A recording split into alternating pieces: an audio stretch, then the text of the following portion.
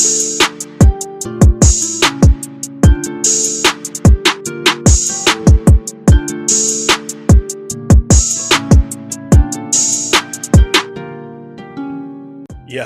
what's good, everybody? It's your boy George Michael Perez, aka GMike, and y'all already know what it is, baby.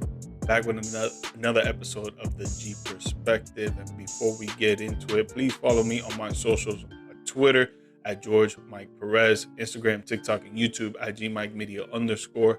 The audio version of this podcast is under all podcast platforms under the G Perspective and is on YouTube as well. And if you guys are into sports gambling, I run a Telegram channel where we try to get everyone to win $10, $50 to $100 a day while only paying $5 a month. The link will be in the bottom when you scream. If not, just hit me up on my socials or any of my socials DMs and we'll get you going. But let's get into the episode this week, bringing on an old guest, Richard, aka Dicky Mouse. We talk about the Super Bowl results. We get into anything that's going on in the NBA right now with the All-Star Weekend and all the topics that have been going on, and much more. Please like, subscribe, leave some comments under, talk your smack, and let's get it.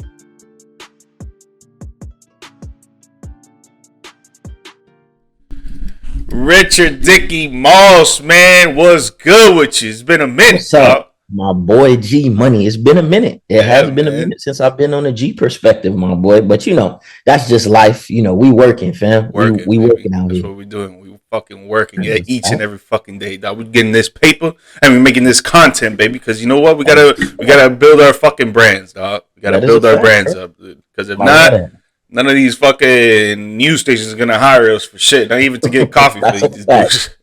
1000%, bro. You ain't lying, fam. Yeah, man.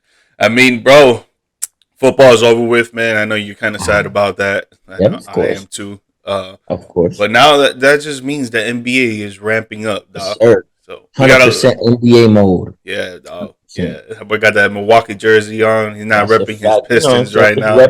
Repping the Cream City, Cream City, wow. Just repping the Cream City. Pause. Even pause, yeah. Even though they are in my division. Y'all know I'm a Pistons guy. You feel me? Y'all, everybody that knows me from here, I love the Pistons, but we're not doing so good right now. So, I'm a rep. I'll just rep something a little different. You know what I mean?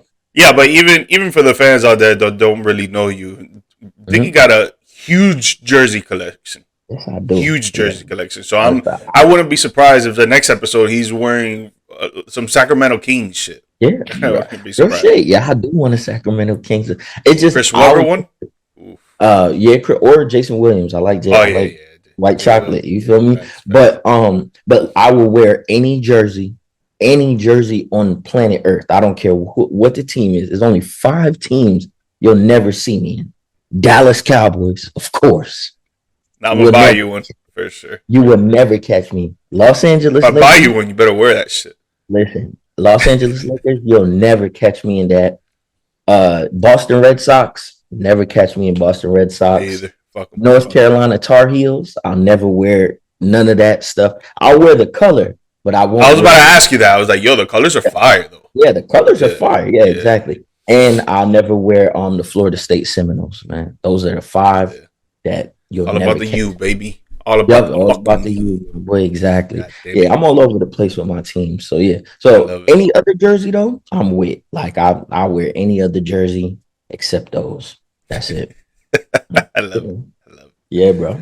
So we got a lot to talk about in the NBA, but let's start off first with the Super Bowl because it just ended last week. The Chiefs go on to win against the San Francisco 49ers 25-22 in OT to win their 4th Super Bowl in franchise history, their 3rd Super Bowl in the Patrick Mahomes era.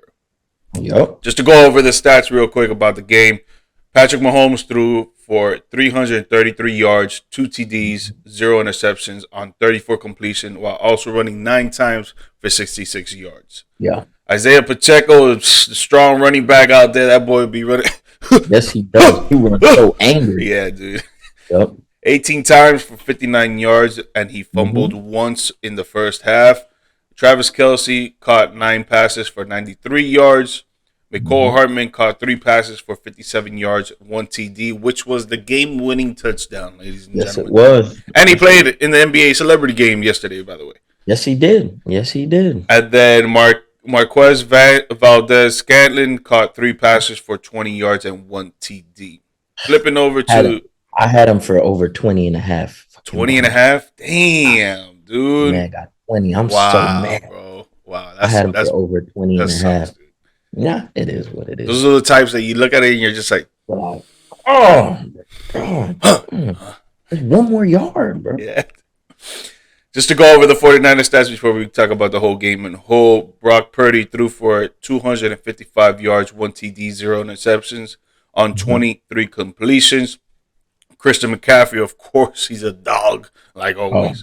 Ran 22 times for 80 yards and caught 8 passes for 80 yards with 1 receiving touchdown.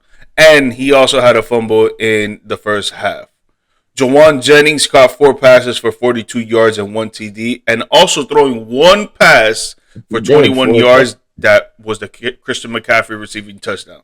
That is a fact. Yeah. I think he's the first wide receiver to throw a touchdown since I think Antoine Randall. Yeah, that's Steelers Super Bowl. Yeah, and that was nice. Antoine Randall one, and that was like 60 plus yards, I think. That's a fact. Yeah. What's the name? But I didn't know Jennings. He also played quarterback in was it high school or college or something? Oh, I didn't know that either. Yeah, fact. He used to play quarterback. I was like, hey, listen, fuck it. No, and when you watch that play, ladies and gentlemen, if you go back and watch that replay of that particular play, this man got slammed right when he threw the ball, bro. Like jacked up, dude. I felt bad for him. If you also look on the other side where Christian McCaffrey caught the ball, G-Money, if you see there's a lineman that's there that blocks, was it Snead or was it McDuffie? But there was a cornerback coming from Kansas City to intercept it. He recognized the play and he's coming to intercept, right? And the lineman hits him and just kind of throws him off just a little bit and allows C-Mac to grab it and get that touchdown. That would have been a pick 6 going the other way. I'm telling you. Jeez. If you watch on the other side of the thing. Yeah. So he got hit and his ball almost got picked. But listen, hey, great blocking then, bro. Great play. Great blocking. Yep. All right, so we'll start from the beginning of the game to the end of the game and just the overall of the whole game. Just in the first half, from what you saw, were you surprised in any way? Did you expect to see what was going on from either the defense or offense? Tell me your thoughts on the first half.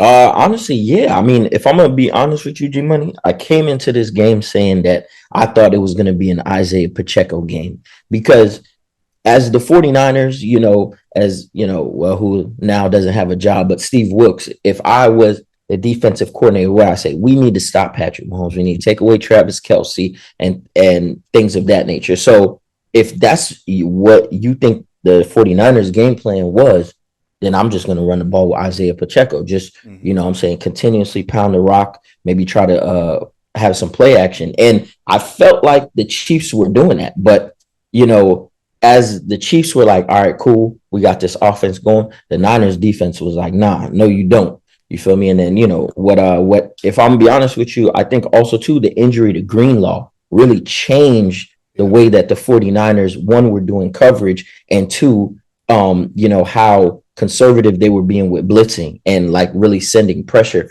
to Patrick Mahomes. Because, Greenlaw can really cover side to side, like, super quick. So, like I said, the first half was very like it kind of almost went the way it went. That one long pass to was it Mecole? That long pass that put them in like like the goal line. It could have been interception if the safety was turned around at the right time. But he turned around right at the last second. So, like I said, besides that one play, like I said, I thought the Chiefs, pretty much stuck to that running the ball game plan. And, dude, 18 times? Pacheco ran 18 times, dude. That's what I'm saying. And Travis Kelce only had 1 catch for 1 yard in the first half. In the first half, yeah. So, I mean, you couldn't ask for better, from the 49ers defense in that sense. As far as the 49ers offense, again, same kind of thing. Like, listen, run through Christian McCaffrey, let's not try to beat ourselves. And when Christian McCaffrey fumbled, that was actually pretty surprising to me. I couldn't believe that. Then Pacheco fumbled, and I was like, oh man, this is about to be a real defensive game. I'm Yeah, like, yeah. oh, this is about to be 3-7, type of game. You feel me? Like the way those two defenses were playing. So, I mean, listen, the first half, super, super well exciting, for a football fan and stuff like that. You feel me? So Yeah, I think in my opinion, for the first half, I think both defense were just getting at the quarterbacks, man. And yeah, the running game was there for both sides for sure. But they've been doing that all year. Like Kyle Shanahan's offense is predicated on running backs doing good, and when you have one of the best, in my opinion, one of the best running backs in history on your team, you gotta give him the rock. And then Isaiah Pacheco is just like sophomore year, he's just showing out. He's doing what he has to do, and Andy Reid is like, yo, you know what? We got a star-studded running back that we haven't had in the Patrick Mahomes era. Yo, you know what? We're not going to shy away from what we've been doing all year. We're going to keep doing the same thing. It's not like the Baltimore Ravens on what the fuck they did against the Kansas City Chiefs and only ran the ball like 12 times with 4 players. Like, dude, come on. Crazy. But yeah, Andy Reid, Hall of Fame coach. Kyle Shanahan, he'll probably get to that point maybe 20 years from now. He will be a Hall of Fame coach. I think what just in the first half, it was that the defense just going back and forth with these offenses, and then just to skip on to the next half, I think Andy Reid made better adjustments than Kyle Shanahan did. Obviously, you got the GOAT quarterback, in my opinion, right now, and I think he surpasses Tom Brady, but that's another conversation. Ooh. And if you got to go quarterback on your team, man, you gotta predicate your offense to him, do the adjustments to get him going and to get your star players going, which Travis Kelce as well. In the second half, he had like the 5 other catches, and he was doing work, and they took advantage of Greenlaw being out. Exactly. So, that's so they did a lot of adjustments, and I think Kyle Shanahan did some adjustments as well. But I think when it comes to Brock Purdy, he played a good game, and they didn't lose because of him, but they didn't win because of him either. Because Deebo Samuel only had 3 catches for like 12 yards. Brandon Ayuk had like 5 catches for like 40-something yards. George Kittle had like 3 catches for like 20-something yards. Like the receivers weren't really putting in that much work, but Christian McCaffrey was. But you can't have when you have a star-studded offense like that, you can't just have your star running back doing all the work, man. It has to be everybody on the field, bro. And it lies to the quarterback because he's the one that's getting him the ball. Yeah, he's getting pressured all the time, but Mahomes is getting pressured all the time too. But he's out there doing work because he's just that great of a quarterback. Well, speaking on what you said about Andy Reid making adjustments, I think Andy Reid said, hey, let's take advantage of the 49ers aggressiveness. Let's be honest, the 49ers have pretty much the best defensive line in the NFL. And their linebacker core. Exactly. So I think Andy Reid said, hey, look, why don't we get some run pass options, you know what I'm saying? Give Patrick Mahomes the option to take off. Because look, I know we look at Patrick Mahomes as an elite quarterback, but he can move when he needs to. Yeah, you know what I'm saying? Look at those 2 big. He's smart enough to know when he needs to. Exactly. Some quarterbacks don't know when they need to move, bro. And they fall under the pressure.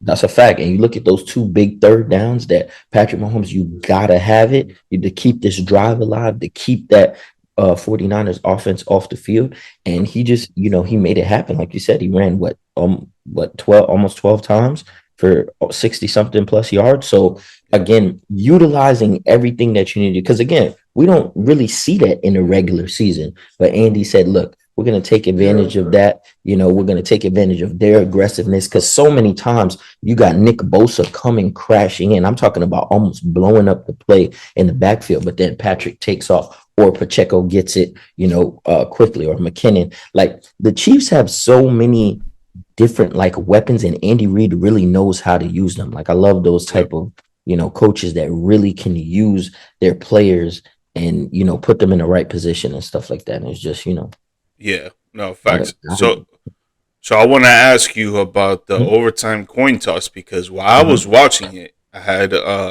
my girl's coworkers here and stuff. They don't really know football. You know, like last year, I had invited you and other people to come watch, and you know, a few of us knew football and shit. This year, I was just by myself and didn't really know football. So when the 49ers won the coin toss and they chose to receive, I was like, what? Yeah. And No. there's videos that have been shown now after the game and stuff that Mahomes was even surprised. He was like, Yeah. man, why are the 49ers receiving when they should be kicking to know what they need to do to come downfield? Either they need to score a touchdown and go for two, or they need to or they just need to score a touchdown because maybe the Chiefs gone for a field goal, which I don't really think they would because they know was good, you know. But still, like you have the opportunity to come back and control your destiny instead of Yeah. getting the ball, going downfield, almost scoring, but then on that third down, Chris Jones, or I don't know who it was, but a defensive lineman just comes down and basically pressures Purdy so much that he couldn't even get the ball off right, and it Yeah. just messed up the whole play. So they had to go for the field goal on fourth down. Mhm. Well, they didn't have to, but they decided to. And then they ultimately give the ball back to Mahomes, where he is 7 for 7. All right, I'm gonna say this again. He is 7 for 7 on clutch drives under 2 minutes, That is and crazy. that includes that drive 7 for 7. Because so for before that was 6 for 6, Mm-hmm. and that's insane. Because Yeah. Tom Brady was 5 for 12, and Drew Brees was 3 for 6. So the Mm-hmm. best ever is Patrick Mahomes was 7 for 7 now after that.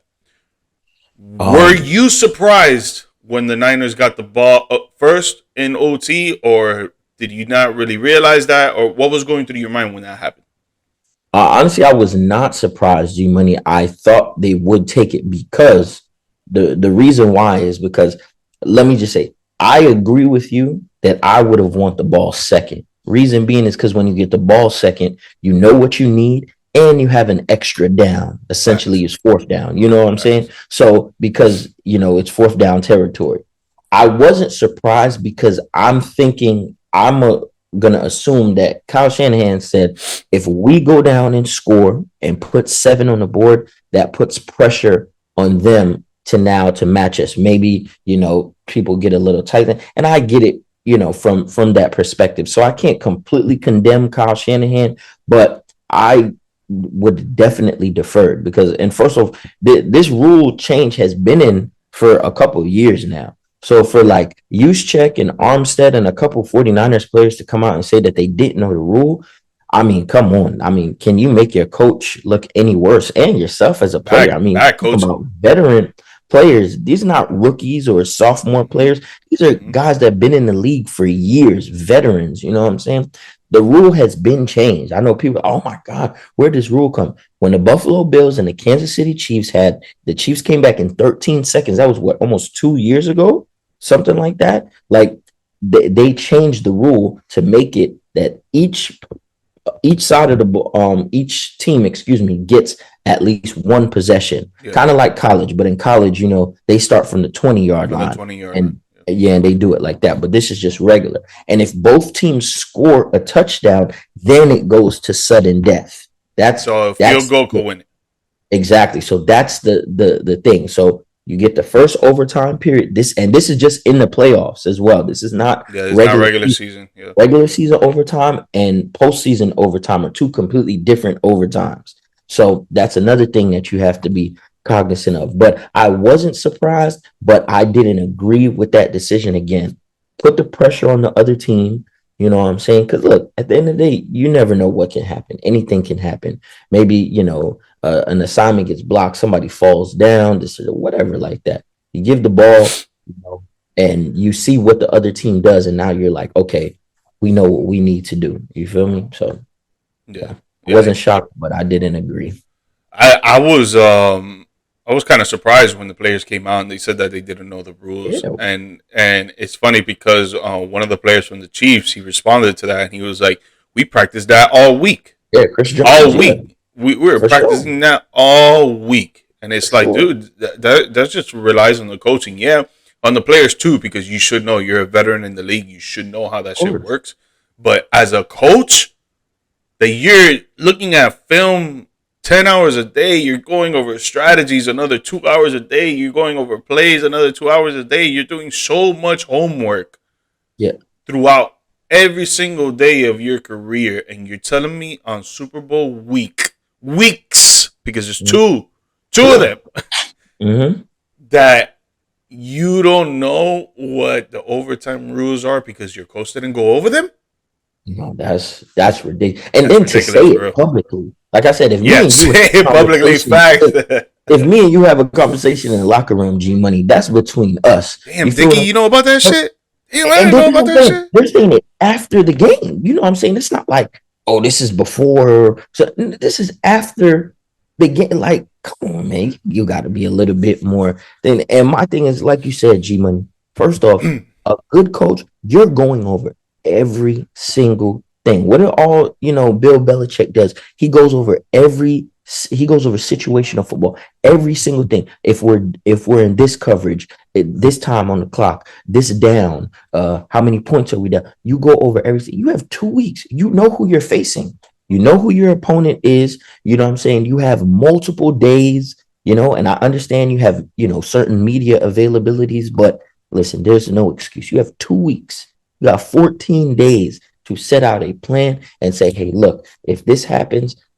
I mean, it's not like it's impossible. We've had one other overtime Super Bowl, and I was there, actually. I watched that live. Man. Hey. Ridiculous with Tom, you feel me? So, but yeah, for them to come out and say that, G Money, I just felt like that, I don't know if they had a brain fart moment or, got it. I understand they were being honest and stuff like that. But sometimes, listen, you keep that to yourself and, you just, but I bet you they know the overtime rules now. Oh, 100%. They better. Year. They fucking better. Yeah, that's crazy. I can't believe they said that shit. Man. Wow. So we got the Chiefs on top right now for sure. We got two back-to-back Super Bowls in a row. But there's other tough hitters in the AFC.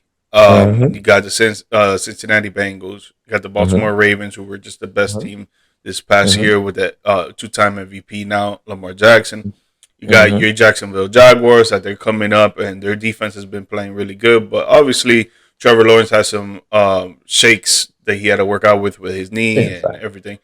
You got other teams as well, man. You got the Chargers now going to come up with Jim Harbaugh now being the head coach, so they're going to be a pretty good team, and et cetera. It goes down the list.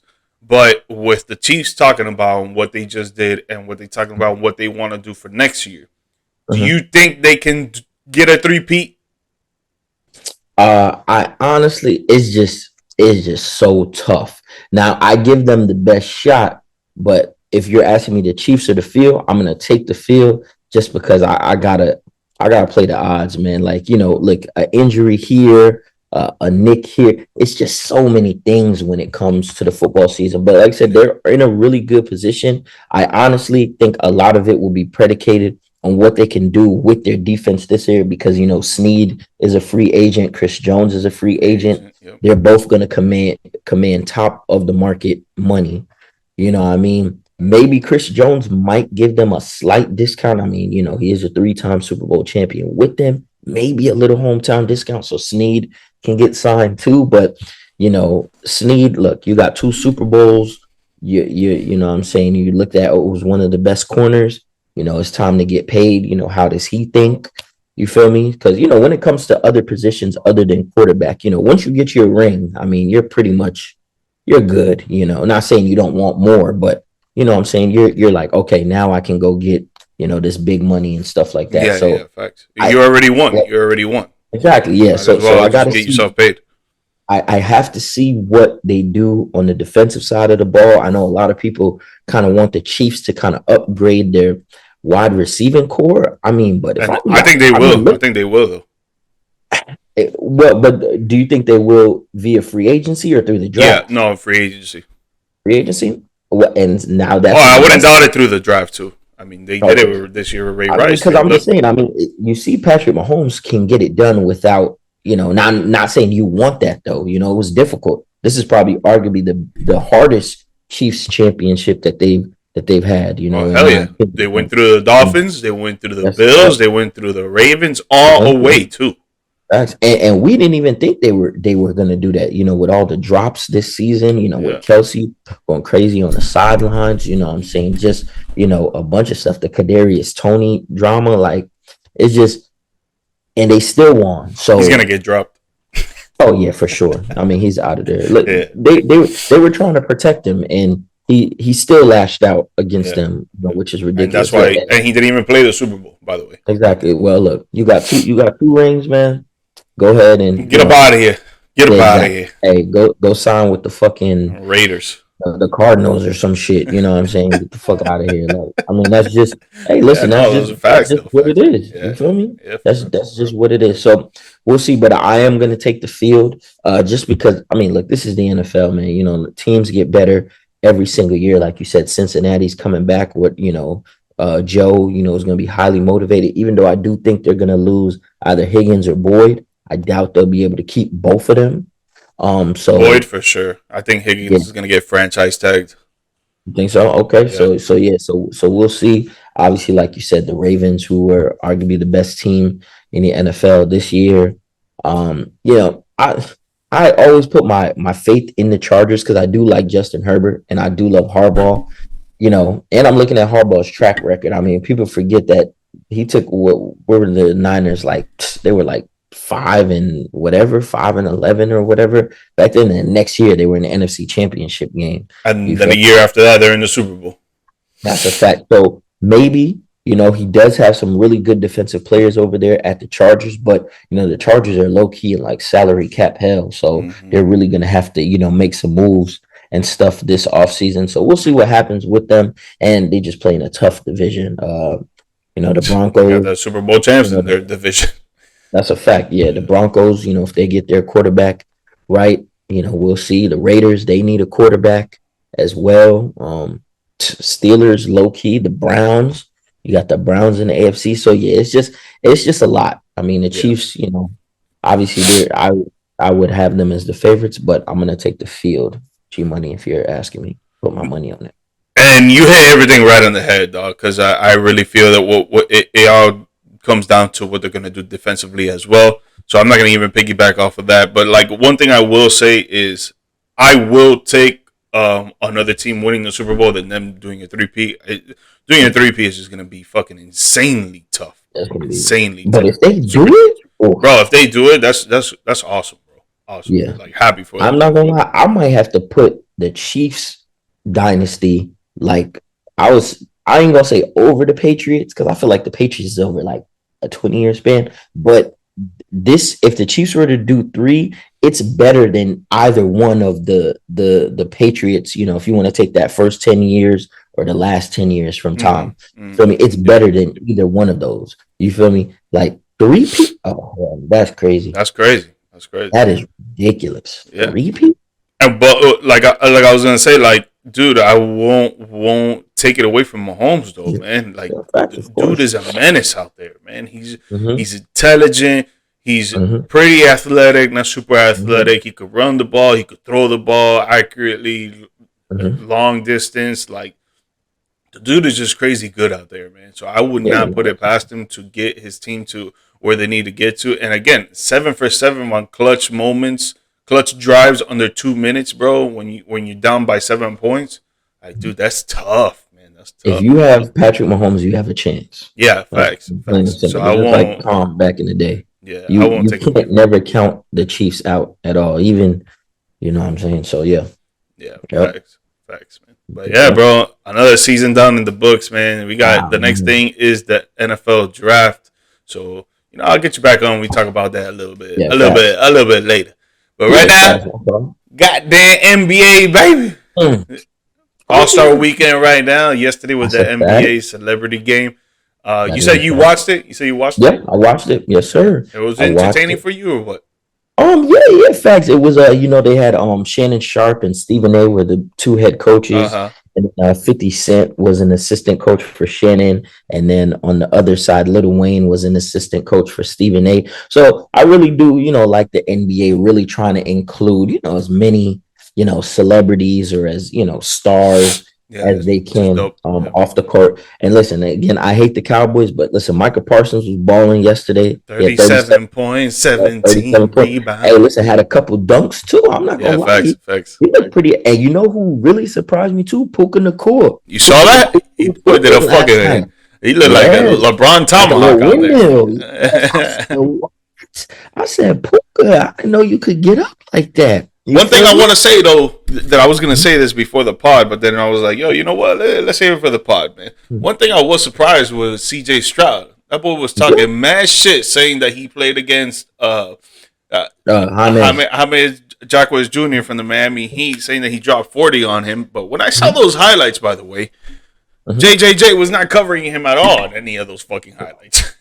And then you go out in the NBA celebrity game and your player prop points were at 17.5 because of the shit that you were talking about. He didn't even get close to that shit. Fuck out here. Yeah, facts. Like I said, CJ wasn't really. I guess he felt like he was going to try to use his size and stuff like that. But listen, Michael Parsons was not having that at all. Michael Parsons, like what's funny? It's so funny because I feel like every year in a celebrity game, you have that one player that like actually takes it seriously. Like last year was DK Metcalf. Like DK Metcalf took it serious. Like he was really playing for real, and everybody else is just chilling. Like what I'm saying. But nah, I think Kai was too. But he's like Kai Shanat. I think he was Kai too. Yeah, his player prop was 4.5. Yeah, I saw 5.5 or something. Yeah, it was low. Yeah. He had 4, and he was hot, bro. He was trying to get that last point. Yo, that is so funny. Did you see what he said to Shannon Sharpe at halftime? No, what'd he say? He was like, yo, man, come on, I gotta get more minutes. I'm trying to get this MVP, whatever. And Shannon is eating, and then he looks at him. He's like, you trying to get MVP? He's like, yeah, man, come on. He's like, all right, then we gotta downgrade your minutes because if not, you're gonna fuck this shit up. That shit was funny as hell, dude. Yo, that is hilarious. But nah, bro. It was cool, man. It was, the celebrity game is always, man. And then obviously I watched the Rising Stars stuff. Yeah. Yeah, the Rising Stars. My boy Jaden Ivey talking smack. Benedict McFarland. No, McDermott. I think it's McDermott. No, not McDermott. I know it starts with an M, but I forgot his last name. Mick. Yeah, whatever his last name, but they was just talking shit to each other. I love that shit, man. We need more of that, bro. Like, I love that competitive. Have you seen what's going on Twitter now lately? That they have after games, they have like leaked videos of like when players talk shit to each other. Like the most recent one was Draymond talking shit to Paul George, and he was like, oh. You a bitch, you a pussy, and this and that. Then he was like going like this, like showing him he got 4 rings. I love that, bro. We need more of that, dog. We need more of that content, man. It's that raw footage. Bro, I'm just saying, bro, shit talking is a part of sports, especially basketball. You know what I'm saying? Like, because it's the whole game. You're just going back and forth. It's one-on-one. See, in football, if you're an offensive lineman, talking shit to a safety, I mean, y'all are just on different ends of the spectrum. You know what I'm saying? So it's tough to whatever. But in basketball, I can guard you one-on-one, and then you can do the same thing on the other side of the court. Exactly. So that's more of like a, we can match up. I love that. I love going at it. Nah, I got him. ISO, like, I love that too. Well, I think it just gets too excessive when motherfuckers like start like taking personal shots. Like I think that's when it gets too excessive. Like when they start saying, "Oh, you're a dumbass" or this and that, boom, boom, boom. Like no, it's like just keep it within the game. You know what I'm saying? Like you keep it within the game, and I think it's straight. But but dude, the shit talking's gotta happen, dude. It's part of the game. It gets you motivated, to get you going. The energy gets up. Like. That's a fact. I couldn't agree with you 1,000%. But yeah. So yeah, it was a good little Friday night, man. I was just chilling at the crib, watching it.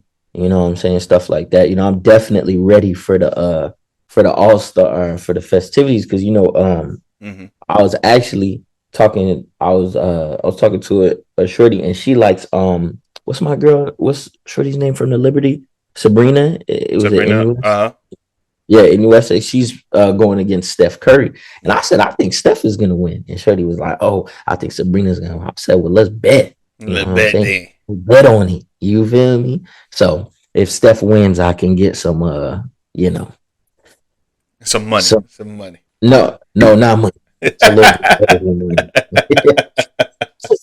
Yeah. You're excited. You excited for that only, or you excited for the dunk contest? You excited for the actual game, West versus East? Now I'm more so excited for the 3-point contest. I really want to see the 3-point contest. I mean, I'm not gonna lie, bro. You know, I'm a '90s baby, so you know, I grew up, you know, loving the dunk contest and stuff like that. But it's really ever since Levine and Gordon went at it, you know, it just seems it's kind of just gone, you know, kind of down. So we'll see because now they actually have like, you know, because before it was that stars weren't, you know, competing in dunk contests for whatever reason. You know what I mean? But you know, they do got Jaylen Brown in there, McClung, the champion from last year. It's coming back. Was Obi Toppin's brother is in there too, I think, if I'm not mistaken. D-League. Yep. Yeah. And so I don't know. Oh, and your boy from the Heat is in there too. So I mean, we'll see. Like I said, I want to see something that I've never seen before in a dunk contest, in my opinion.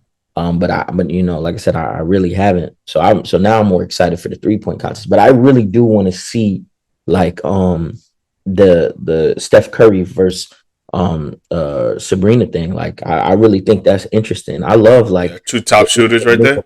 If anything, throw Caitlin Clark in there too. Listen, once Caitlin Clark gets into the WNBA, I want to see her too. Yeah, you know, facts. Like she's, you know, she's a sniper, bro. Holy shit, bro. Dude. She can shoot for real, and I love that. You know what I'm saying? I love that. You know, about because let's be honest. I mean, you know, growing up with some girls, they really feel like they can compete on the level, you know, as men, which I think, you know, some can. But yeah, it's definitely just great to see that, you know, the intermingling of the WNBA and the NBA, man. I just love basketball. So whether it's women, men's, you feel me? Just love it. Yeah. So who you got for the 3-point contest? The actual 3-point contest. The actual 3-point contest. You know what? You got Trae Young, you got Dame, you got Tyrese Halliburton, you got Donovan Mitchell, you got Malik Beasley, you got Carl Anthony Towns, and you got maybe there's one more, but isn't Steph in there or no? Steph's not in there. No, Steph's not in there. He's doing the one against Sabrina. Honestly, I think there's another person, but if not, it's those 7. Listen, his shot is a little awkward, but boy, does it go in. I'm gonna go with Tyrese Halliburton. It's in Indy. You know, I think he'll be, you know, motivated. Like I said, that shot is a little awkward. The only thing I'm a little like hesitant with Halliburton is because his shot takes a little time. Like it's not quick. It's not a quick release. But he doesn't jump, which is good because it helps out his the time. Exactly. So we'll see. But I'm gonna go with Tyrese Halliburton. You know, as my little as the sleeper for the 3-point contest. I'm gonna take Trae Young. I think he's gonna yeah. I think he feels disrespected that he's not an all-star, and crazy to me which is ridiculous. Yeah, super ridiculous. Super ridiculous. He should definitely be an all-star. Unless he got in now because of the injury reserve. I'm not sure. I'm not sure. I didn't hear anything about it. I mean, but I know, you know, Joel's not going to be there. So yeah, Joel's not going to be there, and someone else. Someone else is not going to be there. Damn, I can't Julius Randle. Julius Randle. Yeah, Julius Randle is not going to be there. Yeah. So maybe Trae Young gets it, but no, Trae should have definitely been an all-star. Off rip. Yeah, he should have been a reserve because for sure. For sure. If anything, he's having a better year than Dame. Yeah. Now let me ask you this: did you think Jalen Brunson deserved to be a starter? A starter? Yeah, Jalen Brunson over Dame. I would say over Dame. Yeah. I mean, not Tyrese. Not Tyrese. Was going to be over Halliburton. Yeah, no. But over Dame, yeah, man. Yeah, Dame hasn't been having a good year, bro. I mean, no, actually, he hasn't been having a great year because he's been having a good year. But he's been a good year. Whoever's a starter in the NBA All-Star game is having great years. Yeah, that's Look, true. you go down the list of 5 on the West and 5 on the East. They're all having great years, except for Mm-hmm. Dame. Dame's not having that much of a great year, bro. And I think Yeah, I think, Brunson is by his carrying the standard, Knicks right now, dude. yeah, by Big by time. his standard, what I'm saying, he's just having an okay year. Like it's cool, Yeah. what I'm saying. But I definitely thought Jalen Brunson should have been a starter. Maybe you could have even, made an argument for Spider too to be a starter. But listen, I like how it is, Yeah, but he's a two guard. So yeah, and I like the East versus West, kind of yeah, back to the facts. Me too. Me little too. traditional and stuff. Like, don't get me wrong, I don't mind picking teams and playing like that, but I like East versus West, man. Like I said, I'm old, I'm a little old school in certain aspects. Yeah, So, yeah, yeah. Facts. but I love East versus West, man. I think the All Star game is going to be cool. You know how it is every year, man. They fuck around for the first 3 quarters, and then the fourth quarter is like, all right, turn up. Let's do this. You know what I mean? I think, bro. I think they need to like switch around All Star Weekend, like maybe at the end of the year or something like that, man. Because just to get more defensive competition into the game, bro. Like I think it's just Mm. too much lollygagging out there. Like if you were a counselor or volunteer for a summer camp with a bunch of little kids, and the little kids want you to play with them, and you're out there just like messing around, throwing the ball around, like passing it or shooting it wherever the fuck you feel like it. Like I feel like that's how the NBA All Star Game is, and compared to what it was back in the day, like you said, you grew up in Mhm. the '90s, so did I. We started watching it then, and it was super competitive, bro. Very Like, competitive. dude, Yeah. they wanted to kill each other out there, No, bro. They that's a wanted to fact. show who was the best, and I feel like that has really gone away from that, like super, like super gone away from that. And Mhm. dude, like I don't know, I think we need to bring that back. We need to do something. We need to change around something to bring that back. But it's gonna be tough. Like I think should be Yeah. maybe more money involved at the end of the year. Like maybe like how the NFL does it with the Super Bowl. They do the Pro Bowl before the Super Bowl. Maybe you do All Star Weekend before the finals start. And you have whoever's in the finals. They don't play All Star. They get sat out, and then you have fucking the rest. Whoever went home, you have them in the All Star game, that All Star weekend.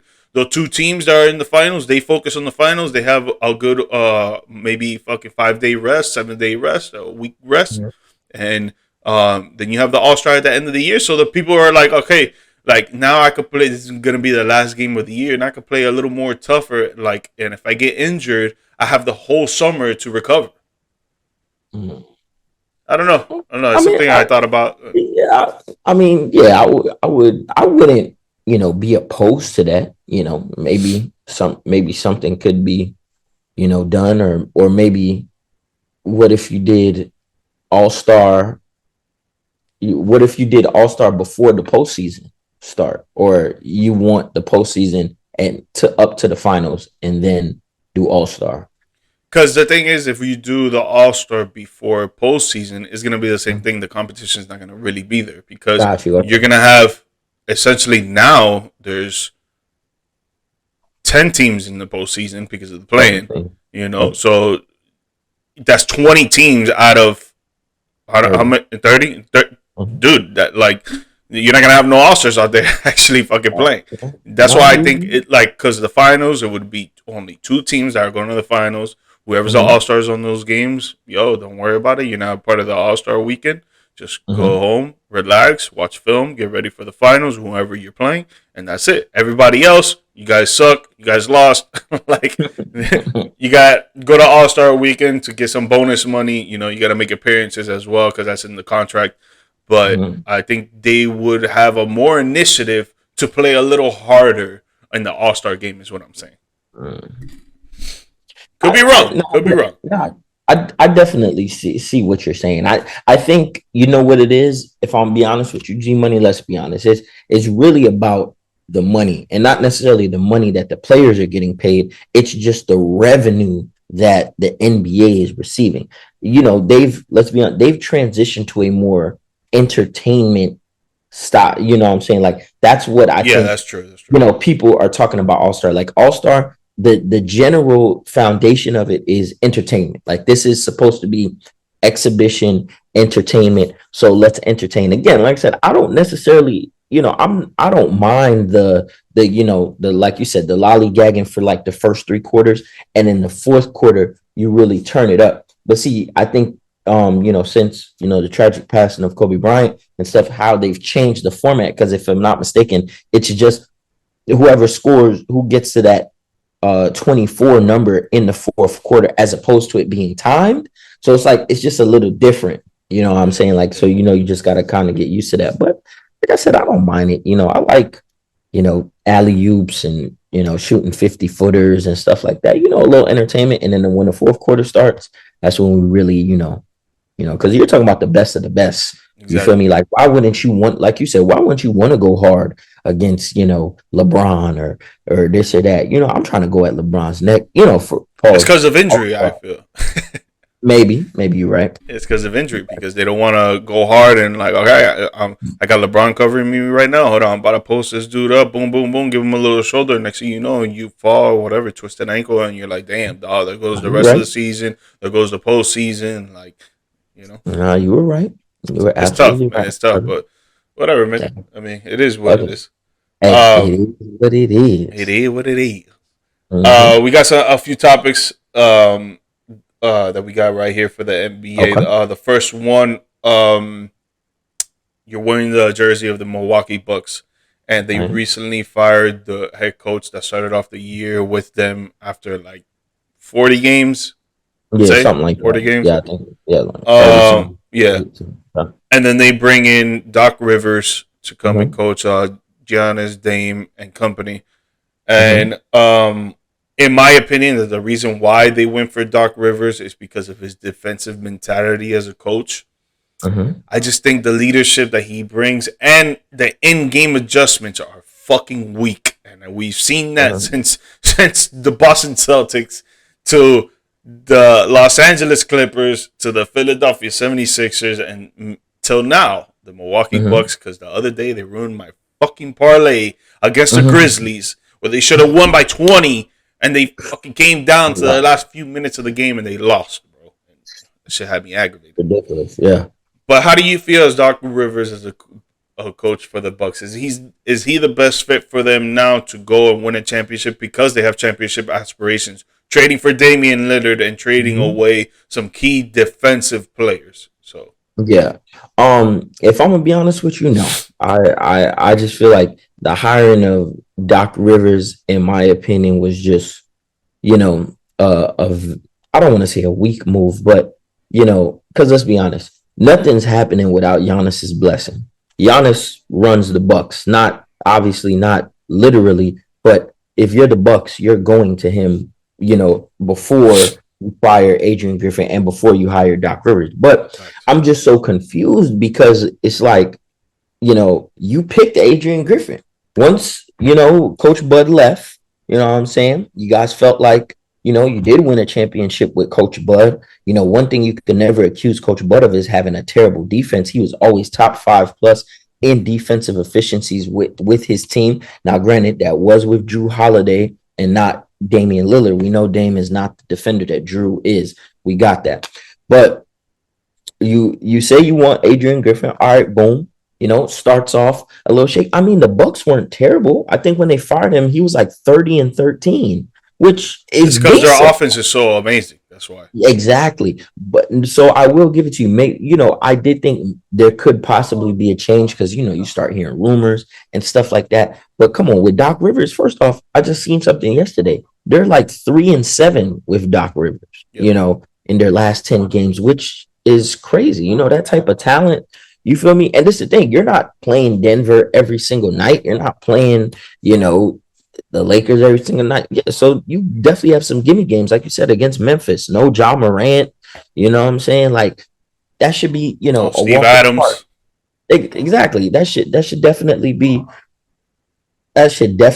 a walk in the park. But, I just don't like the Doc Rivers hires because, like you said, man, we've seen over the years, man, look, Doc Rivers, old school coach, very minimal on the adjustments and stuff like that.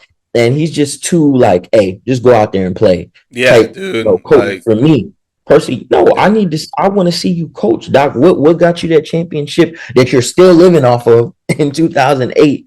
You know what I'm saying? About Like, to be damn near 20 years, god damn it. exactly. Like, come on. Hey, we've seen it, man. Look, Doc just had, it falls out with the Clippers, with them, the Lob City era Clippers. Then you move to the 76ers. You can't get it done with Harden, with Embiid, with this and that. Like, I don't know, man. And then you've given up the most 3-1 leads in the postseason, as a coach. So I'm just I didn't necessarily think it was the right hire. I still think Boston, is better than Milwaukee right now. If they were to play in a 7-game series, I'm taking Boston right now. And if Embiid was healthy, you know, I think with Philly, it's even a toss up. You know what I mean? So we shall see. Maybe they, continue. Maybe they get it right. Because we've seen. You look at the Clippers. Started off very shaky, very rocky. Then no, now they arguably look like the best team in the league. So I'm gonna have a little hope with Milwaukee, and Doc, but no, I do not think that hiring Doc was the right move. I mean, it just, I feel like Adrian Griffin, you should have kept it. Like, come on, man, give the man not even 1 year. Like, not even damn near half a year, barely, like half a year. Yeah, Like, yeah, that's facts. crazy. How do you expect to evaluate anything? Honestly, you It's feel me? because they wanted to bring in Doc Rivers for the defense. That's why they thought that he was going to change the defense. I mean, it's only been 10 games, so we really Yeah, can't facts, say of course. much. But still, dude, like I agree. I don't even think they should have even went for Adrian Griffin. I think they should have stuck with Bud. But I know that it was more family complications and a Yeah, mutual agreement for them to separate. But I think Bud was a great coach, man. And like you yeah, said, like they fact. were I like top five in Bud defense all the time. all the time. You don't never have no issues with his defense at all, Yeah, at all. So it's tough, man. I don't know. listen, we shall see. But yeah, it's just tough, man. 40 games, like, come on, what is the man supposed to do? Like in 40 games, like this. I can understand if the Bucks were terrible, like they what, two in the East or maybe three. I can't remember Yeah, I think exactly, there's second. but Second. and let's be honest. Another thing that is listen, the Bucks are not. We don't judge the Bucks on the regular season. I mean, granted, I understand you do have to make the playoffs and stuff like that, but But the we're second judging seed, on I what you mean, they're do gonna make in the. them. Yeah, yeah, exactly. We're gonna judge you based on what you do in the postseason. You know what I'm saying? Like the Bucks are not a regular season. Like, we don't judge them like, oh, the Bucks had a good regular season. No, we're judging them based off the postseason. So who knows what could have been done in postseason, but we shall see. Listen, good luck to them, but I still got Boston ahead of them. And if Embiid comes back with Philly, I think that's a toss up as well. So Yeah, and I like that you brought that up because I think you and I are in agreement that the two best teams in the NBA from the West and the East are the Boston Celtics and the Los Angeles Clippers, correct? yep, So, yes, sir. which team is better for you right now? If they would face off in the finals, which team is taking it? If the Celtics were to play the Clippers, I think I'm gonna have to take the Celtics on that one, because the reason why is because I'm really and truly, and I know he's been super quiet, and I do kind of like that, because I'm gonna be real. I think JT, like, this is his year. This is the moment where he has to take that next step. You know what I'm saying? Like, we always talk about players elevating their game, especially in the postseason. I think this is the year where JT has to, because even if you look at his stuff in the regular season, that's why I told you in the group chat, like, I think I might just put like $20 on him to win MVP. I know his points are down from last year. I think he's at 27 this year, and last year he was averaging 30. But if you look, his assists and his rebounds are up as well. And JT is playing exceptional And his defense. field goal percentage is up too. Yep, and he's guarding your team's best, I'm saying, best player. And I really like that.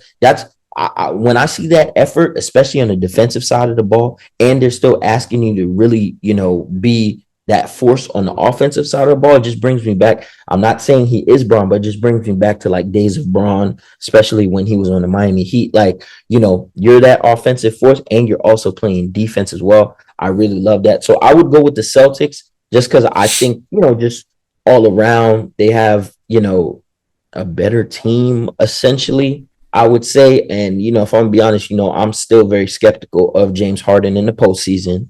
Paul George and Kawhi Leonard, I know they're good, but I haven't seen Paul George, do it on that championship stage. I've seen Kawhi do it. I don't have no issues about Kawhi. If anything, I would say maybe JT and Kawhi kind of cancel each other out, So now you're looking at like the Jaylen Browns, doing it, Chris Stapps, coming over. You got your old veterans with Horford and things of that nature. Drew, of course. I would have to give it to the Celtics right now over the Clippers, in my opinion.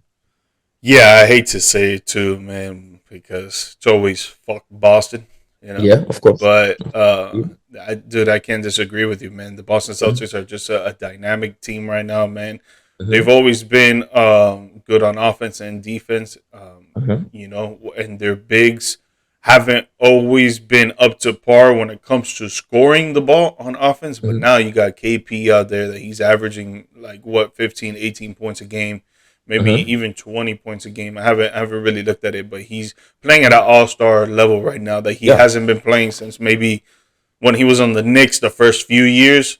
But dude, man, just all together, they're playing so crazy good. And if they would go against the Clippers, it would be a good matchup because I think each position. I think that would be a great series. Yeah, it would be a great series. I think it'll go to 7 for sure. And I think, especially at the coaching aspect, because I have Ty Lue as one of the best coaches in NBA, and we know Joe Mazzulla last year had some tough times with certain adjustments in game when they played you guys the Heat in that series. It was. We saw. So I think it would be a good matchup right now. If I had to put my money on, I'm looking at a Boston, Clippers final, but I can't go that far just yet. Yeah.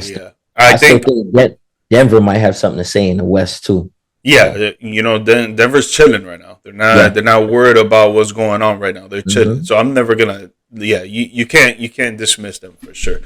But we were just talking about the Clippers and Celtics, and I think the Celtics they really want that home court advantage because they know that they're playing lights out at home right now. There's literally no team that can beat them. Boston Garden is crazy. Yeah, dude, they've lost a few times at home. I think literally just a few, just only 2 times at home. I think, and dude, they're just playing lights out. They're playing crazy good, and if they get home court advantage all the way to the finals. Dude, and it goes to Game 7. I don't think no team is beating them, bro. I honestly, I don't see anybody beating them. I honestly don't, bro.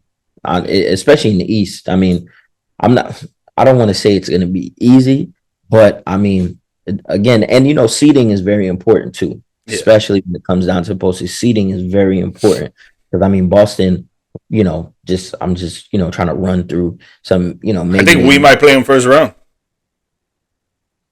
Yeah, I mean, shit. I ain't gonna lie. That might be tough. The Heat. Oh no, that's gonna be tough. 100%. That's gonna be tough. Because you already know how Jimmy is. Like as soon as and we're gonna have a Hero. Listen, remember, Hero was our top primary scorer, bro, and then he got hurt. As soon as the playoffs start, the Jimmy Butler goes from here. All right, it's turned on, bro. Yeah, facts, it's turned on, fam. So yeah, no, I do like the Heat, man.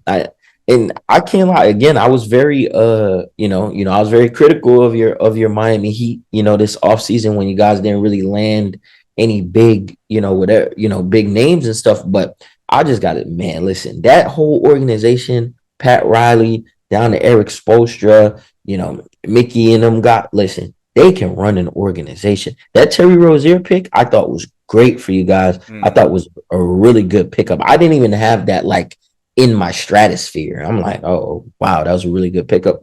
And I keep hearing that you guys, might be in the buyout market, and stuff like that. Darnell Wright, a 3-and-D guy.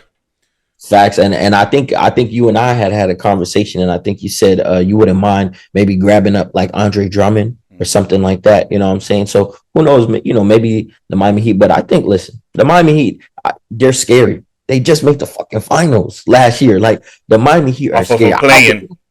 Listen, I would not want to play the Miami Heat. I'm just going to tell you. But that's what we love about basketball. You know what I'm saying? That's what we love about postseason basketball. So, but I mean, I still got Boston right now. Yeah, me too. Honestly, Me too. I still got Boston to too. go I right now. hate We'll have again. to I hate see. to say it, but Yeah, we'll see. You know what the seeding is. You know when it comes down to it. But yeah, man. Listen, Boston. They're playing how they thought they would when they got Drew Holiday. yeah. That's what it looks exactly like Hmm. how I thought it was going to be. And they have that revenge energy in them, bro. Yeah. After losing to the Warriors, after losing Mm-hmm. to us Yep. in Game 7, and that Mm-hmm. Game 7 at the Garden. Mm-hmm. JT didn't play because he only played like the first 2 minutes and then got hurt, and then that's it. He was Mm-hmm. out for the whole game. So they got revenge, bro. They got a lot of Yeah. revenge energy in them, bro, and they really want it, bro. You could tell that they really fucking want that shit, bro. Now let me just ask you a quick question. If the Celtics had beat you guys in the final, the Eastern Conference Finals last year, and played Denver in the finals, do you think Denver still wins, or I does think Boston win? Denver still wins, but I think it would be because Denver beat us in 5, right? 5, yeah. Yeah, I think that would go Game 7 You know too. what I'm saying? Yeah, Okay. and I think Denver were the higher seed. Yeah, yeah. Yeah, They would have had yeah, home court. they Yeah. would have had home court, and dude, playing in that altitude, after Yeah. playing fucking 6 tough ass games. Yeah. That's a real court advantage right there. People don't even understand. And they Have you were ever the best NBA. They were the best defensive team. Second was the Celtics, but Mm. um, they the Nuggets are just a really great team, bro. They just have Well-oiled machine, man. yeah, bro. They have a deep roster and they have a Yes, they great do. starting lineup. And Mm-hmm. again, they're just chilling right now. If you guys are watching That's the a NBA, they're just chilling, bro.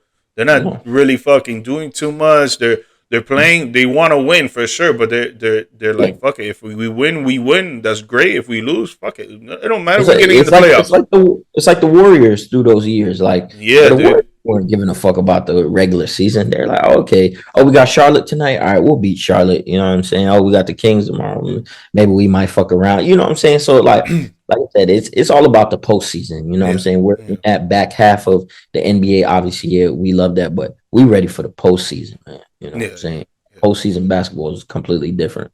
Yeah. So the last thing I got here on the list, but obviously we could keep going if you got other things that come up to your mind. But the last thing I got here on the list was there was a rumor going around that LeBron James, well, the Golden State Warriors were trying to get LeBron James to the Golden State Warriors at the trade deadline. How true do you think that is? And if you do think it's true, how good of a team would it be altogether? I definitely do think it is true.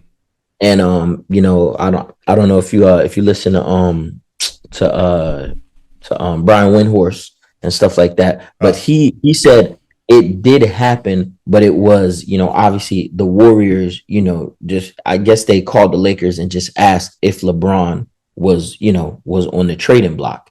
And the Lakers said, well, ask LeBron.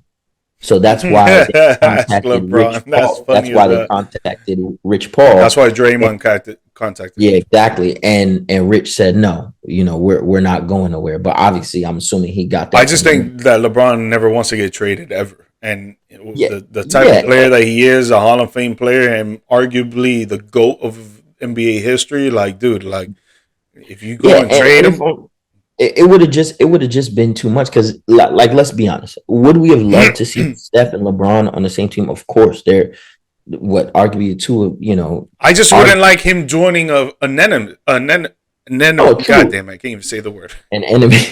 but But what would the Warriors have looked like though, G Money, if they Yeah. did pull off that trade? Because that's what I'm saying. You're not keeping, everybody. You're definitely gonna have to probably give up Kaminga. I know, the whole Klay Thompson thing going on and stuff like that.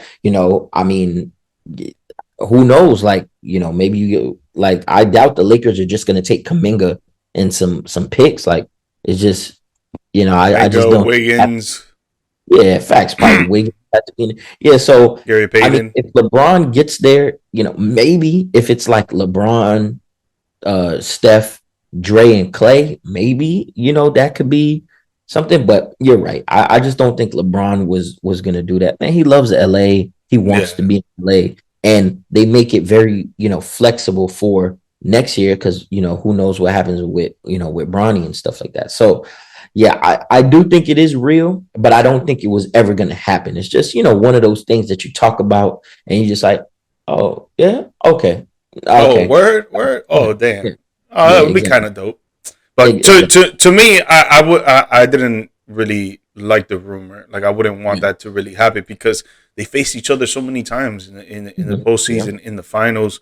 Like, dude, like, and then you go up and join them. That's like what KD did, leaving OKC to join them. Like, I didn't respect that at all. I love KD Mhm. as a player, like one of my favorite Mhm. players, but like I didn't respect that out of his character. To Mhm. damn dog, we just got lost to these dudes when we were up 3-1. And you know Okay. what? Like they went to the finals, they lost to Bron Mhm. because of a big shot by Kyrie, a big block Mhm. by LeBron, and obviously recording a triple double in that finals, and him doing mostly all the work. And they really need someone else to get them over the hump to beat Yep. Bron. So maybe that's me. And then he Yep. goes over there and joins them. But dude, I didn't respect that decision at all. I mean, it's your life. You live the way you want it. But Of like, if course. you ask for my opinion, I'd be like, yeah, that was a weak move. Mhm. And I wouldn't Mhm. want Braun to do that. Like, I wouldn't want that to be on Braun's legacy, bro. Yeah, no, and I think Braun understood that. Like, there's no like you said. I don't think Braun wants to be because he's never been trader. He's always fulfilled his contract, and I think that's very important to him Yeah. because in the arguments, when it comes to go or it comes to this, oh, Kobe never left, Mike stayed, Magic stayed, this and that. Braun's bounced around and stuff, but he's won everywhere But that he's he's. bounced around in free agency.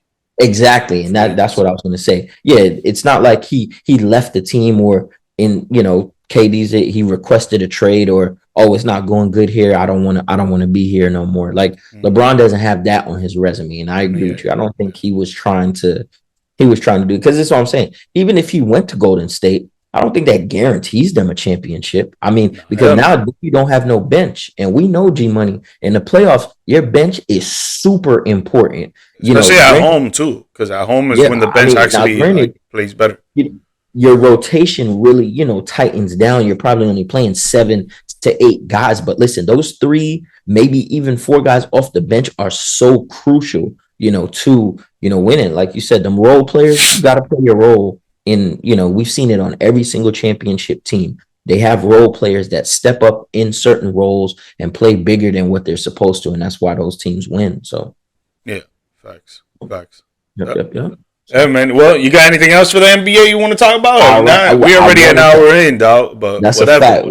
Well, I ain't trying to do it too long, but No, no, it's all good. It's we all were good. we were having a conversation in the group chat the other day. How like serious and how dangerous do you think OKC and Minnesota are in the Western Conference? I think they're both pretty dangerous. They're both very good defensively, which is what really is going to get them past the first, second, maybe to the third round. It's just that you're in the West, man. You're going up against Yeah. Denver. You're going up against Golden State. You're going up against Sacramento. But Sacramento, maybe I would think a first round bounce. Depends on who they play, just because of their defense. They can't cover the 3-point line for shit, and that shit it's ridiculous, bro. It's ridiculous. But that's what's gonna make them fucking lose. When it comes to Yeah. Minnesota and OKC, though, they can cover the interior, they could cover the perimeter, Mhm. they could shoot in the interior and in the perimeter. So I think Mhm. they're really gonna be crazy good. On both teams, you got Ant. He looks like a young MJ out there. You Mhm. got Shy. That he's to me, I think he's probably gonna win MVP. I think he should Yeah. win Okay. MVP. And he's scoring lights out. This guy is averaging like 30 or 31 points per game. Mhm. Minnesota, Crazy. they got Rudy Gobert and Cat, the Twin Towers Mhm. on there. Rudy Gobert, defensive monster. We've always known that, and he's always going to be that. Cat has been turning him more into a shooter. He's a great 3-point shooter, and he could Mhm. dribble off the ball and give a little assist here and there. Mike Conley Mhm. is playing one of the best basketball that I've seen him play in a Yeah. while Yeah. since the Grizzlies. Yeah. They're doing work. Those two teams, I think they can go to the second round. Now it just Okay. depends on who they play, because Yeah. if you play Denver again, Denver's not going nowhere, bro. Denver, if anything, they could go back to back. You know what I'm saying? So, and then you got the Lakers that they're not a great team, but you got AD and Bron. You can never, you can, dangerous, you know what I'm saying? You can't count them out for nothing. And then the Warriors, they're playing great with Draymond back now, and Clay got benched, and he said, "All right, don't worry about it. I'm gonna get benched. I'm gonna still drop 35," and that's what he did. Yeah, Steph's still shooting lights out. Like the West is always gonna be deep. I don't think that's ever gonna go away. I don't think the East is ever gonna get as deep as the West.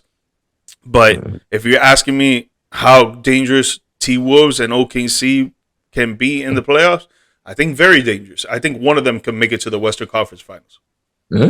Okay. Well, if I had to pick, I'll pick the T-Wolves. The T-Wolves? Okay. Yeah. All right. And I kind of agree with a lot of what you said. I think what's going to separate them is that if you see, like, if you really think about it, you look at, like, especially like an OKC team, like everything is like gradual. Like, you start, and you start trending up, and they're both trending up really. But I think what's going to separate them is, do their stars go to that next level? Remember, I just talked about JT taking it to another level. Facts. Once the postseason comes. Is SGA and Ant-Man? Because I think Ant-Man is really going to be, I know Karl Anthony Towns is, that guy, but I think Ant-Man is that guy that's going to have to raise his level. You know what I'm saying? He's going to have to. Do you think he will, though? I think he'll try. I honestly think he'll try, but I honestly don't think it'll get, it'll be to the level. I have more faith in OKC than I do the Timberwolves, if that answers your question. Yeah. I think SGA just naturally he can maybe get that level. It's just, now defensively, like you said, is where, we'll have to see. And I think Chet also, will need to, play very well, but, they're young. And I think that's their biggest knock, is that they're young. They don't really have like a lot of experience and stuff. And Chet didn't play in the postseason last year with OKC. So, so it's going to be his first, playoff experience, atmosphere, and things of that nature. So we'll see. My bad, I cut you off, but last year OKC played in a round, or they played the play-in? They played. I know they lost. I think they beat the Pelicans, or they lost to the Pelicans. I think I want to say they lost to the Pelicans. I think they lost to the Pelicans. I think the Pelicans played Denver. Yeah, the Pelicans made the playoffs, and then the Lakers were at they're six. I think the Lakers were 6. They didn't have a play-in. I think it was the T-Wolves that had it to play in. Yeah, the T-Wolves had to play in. They won, and they got the 7th seed, and they played. Yeah, you were absolutely right. Yep. They played the 2nd seed. Who was the 2nd seed? Yeah. The Pelicans. No, OKC played because it's 7 and 8. So I think OKC was probably 9. 7 or. But I think because didn't the? Oh no, you're right. You are right. Yep, they were 9 because they lost to the Pelicans. That's what I'm saying. Yeah, I think they lost to the Pelicans. Yeah. And then the T-Wolves won. They were the 7th, and they played the 10th. So, and then the Pelicans were 8. Yep, you were absolutely right. So yeah, so again, that that not having that much experience, and again, it being Chet's first, but I think they're going to be a high enough seed to where I think they'll have a more favorable matchup. Even though, like you said, the West is going to be tough regardless. Regardless. We haven't even talked about the Dallas Mavericks, by the way. Oh, exactly. haven't even talked about the and Dallas they've been playing since the trade deadline. They've been playing lights out too, man. Yes, they have. The defense has ramped up. PJ Washington.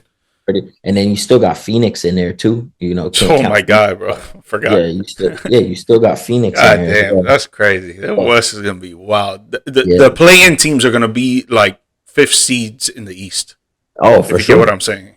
Bro, listen, the West has always been, my entire lifetime, the West has always been a little bit more strong. Yeah, bro. Excited, man. Excited. All-Star. We got the 3-point contest tonight. Put your money on Trey. So I'm I got saying Halliburton. we got the East versus West game tomorrow. Put your money on West. Just saying. And Putting your we money got on Brown. yeah. I got money on All right. West. And All then right. the second half of the NBA season is coming to a close. There's probably 30 more games. Mm-hmm. It's going to be exciting. A lot of teams are going to ramp up from here on out, ladies and gentlemen. Especially, Pistons gonna make the play-in. hopefully the Pistons make the play-in, dog. Because I need to see you and Nick at least a little happy. Well, Nick's Oh already my happy as hell goodness. because the Lions went to the NFC The Championship. NFC Championship game, But and they could have beat the Niners. Low key, yeah, while you yeah, bullshitting, they really facts, could have beat the Niners. facts, Shit, the facts. Packers could have beat the Niners. The Cowboys, but Oh my goodness, what happened, G Money? Why'd y'all dude, fall? man, a lot of Man, bullshit. A lot of bullshit happened, bro. A lot of man. bullshit, man. But you heard Micah and CD were talking. They said next year they're gonna lock in. It's gonna be different next They year. say that shit every year, bro. It's not about them though. Like they lock in. They lock in. I have no worries about them, bro. But Mm-hmm. Dak showed it in that first quarter and second quarter until 2 minutes left in the game that he wasn't that guy, and then he turned it up those last 2 minutes in the second half. So I can't really put it on him. But Okay. dude, like defensively, our secondary was nowhere to be found. I swear to God, we were playing with just D linemen and linebackers. There was no corners and safeties out there, bro. Well, I mean, Trayvon will come back next year. I think that'll help. Yeah. How do you feel about Mike Zimmer? Mike Zimmer, I think is a great pickup for us. I mean, I still like Dan Quinn. Don't get me wrong. Like I'm gonna miss him, but he got to go get his paper, and you're gonna lead. You got a higher position. You got more responsibilities. I'm pretty sure that's what he wanted. So happy for him, bro. But Mike Zimmer, dude, hey, he coached with us before. We did some things. Now he's coming back. He did some things with the Vikings. When he was with the Vikings, they were the top 10 defense every single year. So, dude, I'm pretty excited for him to come on, dog. I really am. I really am. I think he's going to be good for us. And I think our defense is going to either stay where we're at or get a little better. I don't think we're going to go downhill. But the thing is, a little better. It's just adding Trayvon. Like I said, things change when you have a number one cornerback. And don't get me wrong. What's my guy that broke the record for the picks and stuff like that? I know that's great, but if you really look at it, he's not the cover corner that like a Trayvon Diggs is. He's more of a zone. He's shorter.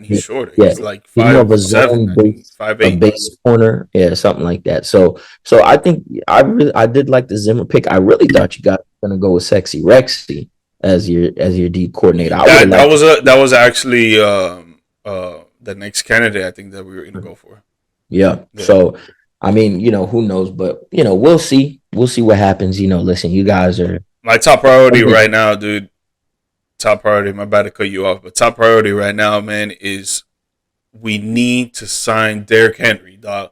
We need to get him in a Dallas Cowboys uniform. This guy's out here. He's out there in Dallas. He's training, dude. Like, come on, it needs to happen.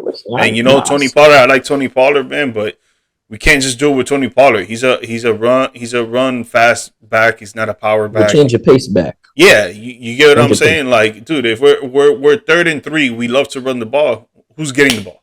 Derrick Henry. Not Tony Pollard. You gotta run some play action shit because Tony Pollard is not gonna get like bulldoze his way through the line to get a first down.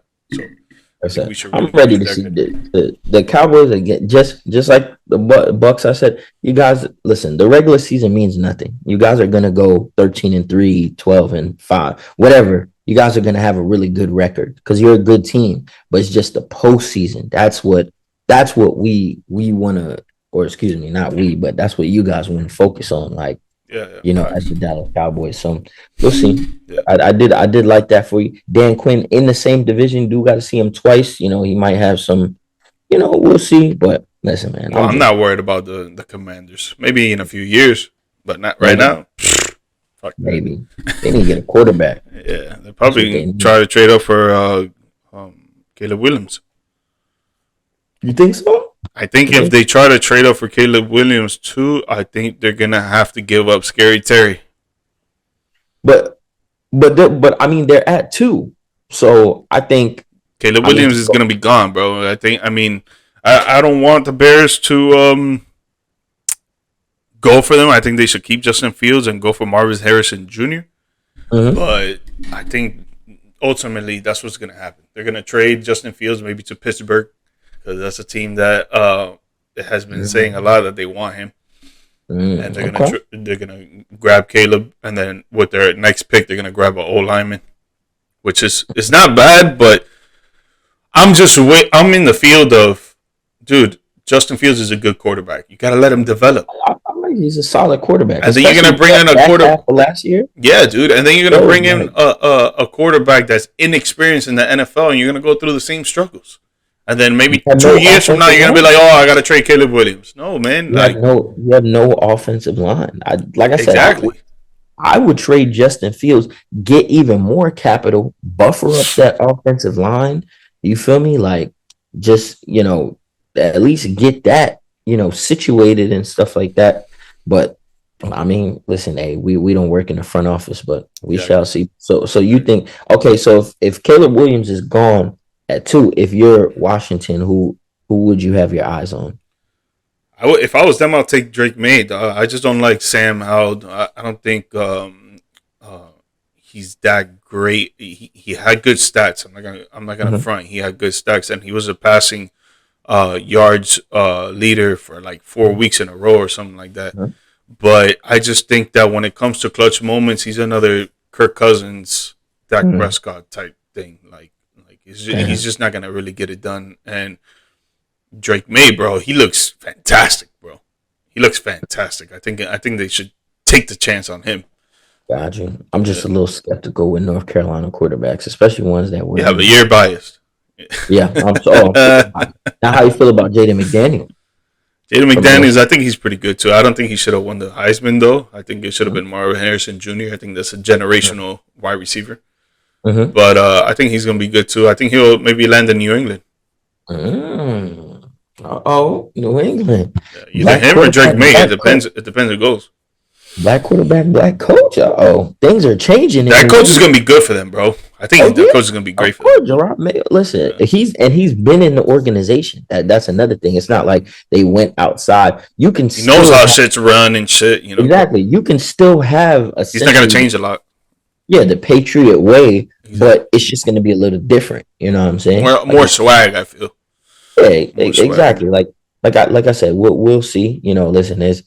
Robert Kraft gonna be hearing a lot more rap music probably at practice and shit. I love it. Hey, that's cool. But yeah, but listen, I feel like I'm already ready for football, bro. Yeah. No, I want to ask you about the Jaguars. What do you want to see from the Jaguars before we get out of here? Last thing, what do you want to see from the Jaguars this offseason? Honestly, realistically, what I want to see is we have a big problem in Jacksonville, and guess what? It has nothing to do with the Jaguars. Duval. It has everything to do with the fucking city of Houston, because CJ Stroud and the Texans are coming, bro. They're already there. I mean, dude, they went to the division round. Yeah. This is what honestly, this is what I want to see. What I want to see is I need Trevor to take that next step. But it seems like Trevor just needs a little help. And I feel like that help can come from Doug Peterson kind of changing that offense a little bit. You know what I'm saying? So again, if he's the one that's going to be calling offense plays, and Jack Del Rio is just in name only, then let it be that. That's fine. You know what I'm saying? I need to see Doug Peterson kind of tailor our offense to what Trevor does well. And if I'm going to be honest with you, listen, Travis Etienne is a good running back, even though I didn't necessarily think we should have drafted him. He's great, actually. Yeah, facts. In the first round, he's playing very well, and he carried our offense last year. I have to give credit where credit is due. He carried our offense for a lot of weeks last year. So, come on, Dougie P. Listen, you have the players. We have a decent wide receiving core now. Whether or not we re-sign Calvin Ridley, I don't know. You know what I'm saying? I don't know what they want to do. I think you should. I think you should. I mean, he's already in the building. He's a solid wide receiver, and I feel like... And he only had 1 year with y'all. Exactly. Another chance. Exactly. He can only get better. So Christian Kirk will be back. If you also saw, Trevor did take a little bit dip once Christian Kirk left. One of his favorite targets, of course. Exactly. Is his security blanket. What's my guy from the Giants, the tight end, number 17? Evan Ingram. Yeah, Evan Ingram. The name was I had him on escaping. like 4 fantasy teams, bro. Yeah, Great facts. pick. Look, Evan Ingram is cool too. So what I'm saying, we have the pieces. Maybe buffer up the offensive line. Also, too, our defense played very well the first half of the season. First They eight, need to 9, continue that we momentum were throughout the whole season for exactly. sure. We were very we played very well. So maybe drafting some young defensive players in the linebacking core, maybe a young cornerback in a later round to try to develop and stuff like that. That's what I need to see us be competitive in our division. You know what I'm Facts. saying? Because Facts. again, we look at what not last year, but the year before. Look at what we did. We just had back-to-back number one overall picks, and then the next year we win the division, and have the biggest comeback playoff in NFL history. So that puts a lot of pressure on you. We had a lot of expectations. People expected us to essentially cakewalk through the AFC, which I thought we were going to do. I mean, CJ Stroud being a rookie quarterback, Richardson being a young quarterback, Tennessee, they're all fucked up in Tennessee. They got rid of their whole line. It's like, I don't know. I don't expect them to win nothing. Everything. I don't know what what's my guy supposed to do next year? What's their quarterback? Uh, uh, what's the young rookie quarterback they have in Tennessee? For the Titans? Willis. Is it not Willis? No, not Willis. Will Levy. Levis. Yeah, Levis. Excuse me. Yeah, like what is he supposed to do? He's literally not gonna have anything next year. I think the Titans. Yeah, they need Jesus. They're going to be terrible next year. So look, our division is not a cakewalk anymore. We're going to actually be competitive in the AFC as well. So facts. Yeah, I really want to see the Jaguars. Like I said, honestly and truly, I need to see Trevor take that next step because I mean, this is going to be his 4th year. We're going to have to pick up his option. You know what I'm saying, at the end of the year type shit, or give him a new contract. So we got to see. This is a very big year for Trevor. Like I said, I just need to see him play at that level that he was playing at Clemson. And I understand that's college and stuff like that, but I've seen Trevor Lawrence on that big type of stage. So I just want to see that now, as the Jaguars. You feel me? So I think for you guys, bro, I think the only thing that you guys really need to address this offseason is your fucking red zone offense because that shit was fucking horrible, dude. Horrible like that, and it would get me pissed off, bro, because you got Trevor Lawrence, great quarterback. Yeah, he was injured, so you could give him a little leeway, but still, you could still throw the ball. Yeah, you don't want to give excuses, but I'm just saying, like, the realistic thing is that he was injured most of the year. Mm-hmm. You got Christian Kirk, great receiver that could catch the ball practically anywhere. You got really Evan Ingram that he could catch the ball anywhere too, run it in stride and bulldoze his way through a line.